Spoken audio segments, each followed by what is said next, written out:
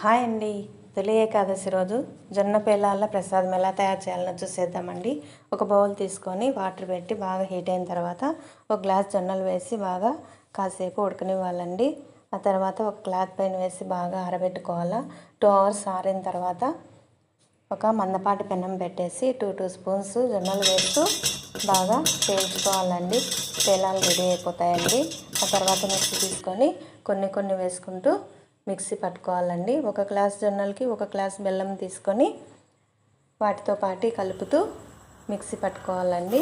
2 ఇలాచీలు, ఒక half cup పుట్నాల పప్పు కూడా తీసుకొని అందులో వేసి బాగా గ్రైండ్ చేసుకోవాలండి.